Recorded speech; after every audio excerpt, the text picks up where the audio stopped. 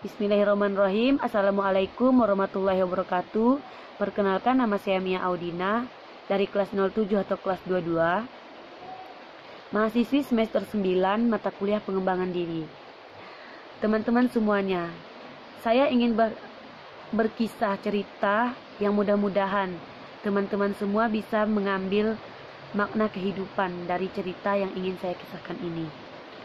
Adapun judul cerita yang ingin saya kisahkan yaitu kisah orang sabar berbuah kesuksesan. Nah teman-teman, ada satu hal yang ingin saya sampaikan tentang kegagalan. Setiap orang punya jatah gagal, dan habiskan jatah gagal kalian, habiskan jatah gagal kita ketika kita masih muda. Nah, dari cerita yang ingin saya kisahkan ini adalah mengisahkan seorang pemuda yang mencari pekerjaan kemana-mana, yang melamar pekerjaan menjadi guru dan pekerjaan lainnya. Nah, langsung saja ke cerita yang ingin saya kisahkan ini. Untuk mendapatkan penghasilan, seorang pemuda melamar pekerjaan ke sekolah dasar dan mulai bekerja. Karena tidak punya pengetahuan mengajar, belum sampai 1 minggu pemuda itu sudah dikeluarkan dari sekolah tempat dia mengajar. Dan setiba pria itu di rumah, sang istri menghapus air matanya, menghiburnya dengan berkata, banyak ilmu dalam otak, ada orang yang bisa menuangkan ilmu tersebut, dan ada pula orang yang tidak bisa menuangkan ilmu tersebut. Tidak perlu bersedih karena hal ini, mungkin ada pekerjaan lain yang lebih cocok dan sedang menanti di depannya. Nah teman-teman, kemudian pemuda ini melamar dan melakukan pekerjaan yang lain, namun dipecat juga karena geraknya yang lambat. Nah, dengan setianya sang istri memberikan semangat kepadanya sambil berkata, kegesitan kaki tangan seseorang itu berbeda. Kegesitan kaki tangan setiap orang itu berbeda. Orang lain sudah bekerja bertahun-tahun lamanya, sedangkan kamu hanya belajar di sekolah, bagaimana bisa cepat? Nah teman-teman, pemuda ini pun bekerja lagi di banyak pekerjaan lain. Namun tidak satu pun pekerjaan yang dia lakukan berhasil. Semua gagal di tengah jalan. Namun demikian, tiap kali dia pulang ke rumah dengan patah semangat, sang istri selalu menghiburnya, tidak pernah mengeluh sedikit pun kepada suaminya tersebut. Bahkan dia selalu memberikan semangat, selalu memberikan motivasi, selalu memberikan segala dampak positif kepada suaminya tersebut. Nah teman-teman, ketika sang pemuda ini berusia 30 tahunan, ia mulai dapat sedikit berkat, ia mulai dapat sedikit rezeki melalui bakat berbahasanya menjadi pembimbing di sekolah luar biasa tunarungu wicara. Nah, kemudian ia membuka sekolah siswa cacat. Dan akhirnya pemuda ini bisa membuka banyak cabang toko yang menjual alat-alat bantu orang cacat di berbagai kota. Akhirnya ia menjadi bos yang memiliki kekayaan yang berlimpah.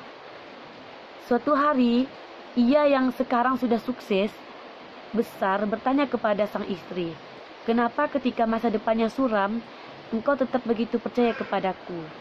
Dan jawaban sang istri ternyata sangat polos dan sederhana. Sebidang tanah yang tidak cocok ditanami gandum, bisa dicoba untuk ditanami kacang. Jika kacang pun tidak cocok, dan jika kacang pun tidak bisa tumbuh dengan baik, coba tanami buah-buahan. Jika buah-buahan pun tidak bisa tumbuh, semaikan bibit gandum hitam, pasti akan berbunga. Karena pada sebidang tanah, pasti ada bibit yang cocok untuknya, pasti bisa menghasilkan panen dari bibit yang kita tanam tersebut. Nah teman-teman, setelah mendengarkan keyakinan dari sang istri, ia pun mengeluarkan air mata. Terharu, keyakinan kuat, ketabahan serta kasih sayang sang istri bagaikan sebutir bibit unggul. Semua prestasi dirinya adalah berkat keajaiban bibit unggul yang kokoh, hingga bertumbuh kembang jadi kenyataan. Nah, di dunia ini teman-teman, tidak ada seorang pun yang hanya sekedar sampah. Ia hanya tidak berada di posisi yang tepat, ia hanya tidak berada di tempat yang tepat.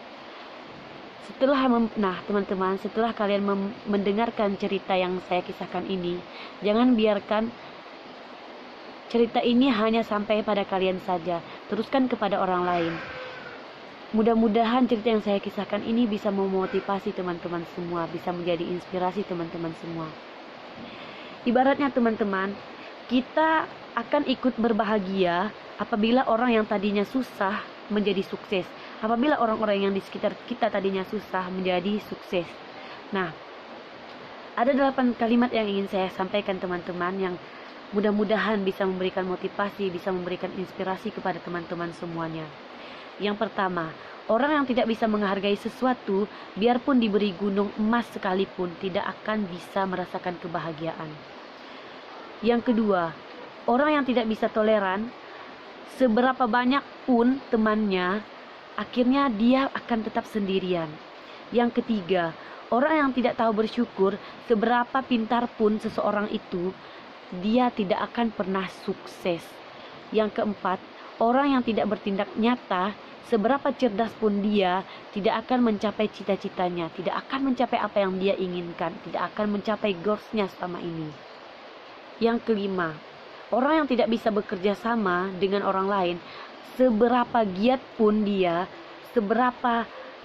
bekerja, tidak akan mendapatkan hasil yang optimal. Yang keenam, orang yang tidak bisa menabung, dapat rezeki pun dia tidak akan pernah kaya. Yang ketujuh, orang yang tidak pernah merasa puas, seberapa kaya pun dia tidak akan pernah merasakan kebahagiaan. Yang kedelapan, orang yang tidak bisa menjaga kesehatan, berobat terus pun dia tidak akan pernah dia panjang umur. Nah teman-teman, dari 8 kalimat yang saya sampaikan ini, mudah-mudahan bisa menjadi motivasi, bisa menjadi inspirasi kalian. Nah teman-teman, ada satu nasihat yang saya ingat tentang sebuah kesabaran, yang insya Allah setiap saya merasa saya diberikan ujian, setiap saya merasa saya diberikan cobaan, saya selalu mengingat nasihat ini, yaitu kesabaran itu ibarat jendela. Semakin besar kita membuka jendela itu, maka semakin besar juga cahaya yang akan masuk dan semakin kencang juga angin yang akan kita rasakan. Sama halnya dengan kesabaran seseorang.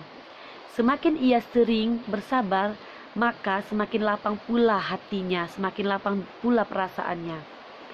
Nah teman-teman, nasihat inilah yang selalu saya ingat. Ketika saya merasa kehilangan, ketika saya merasa ujian yang diberikan kepada saya itu berat, cobaan yang diberikan kepada saya itu berat, saya merasa bahwa semakin banyak kita bersabar, semakin luas juga hati kita dan pikiran kita. Nah, semenjak saya mendengarkan nasihat itu dan semenjak saya menerapkan nasihat itu, ibaratnya saya menerapkan nasihat itu sendiri kepada saya, menanamkan nilai-nilai kesabaran kepada diri saya sendiri. Nah teman-teman, dari semua cerita yang saya sampaikan ini, saya ingin teman-teman dan saya berharap teman-teman bisa memotivasi dari kisah yang saya kisahkan ini. Teman-teman bisa menjadikan inspirasi untuk teman-teman semuanya. Baik teman-teman, mungkin sekian cerita yang bisa saya sampaikan. Semoga bermanfaat untuk teman-teman semuanya. Semoga bisa memotivasi teman-teman semuanya. Wassalamualaikum warahmatullahi wabarakatuh.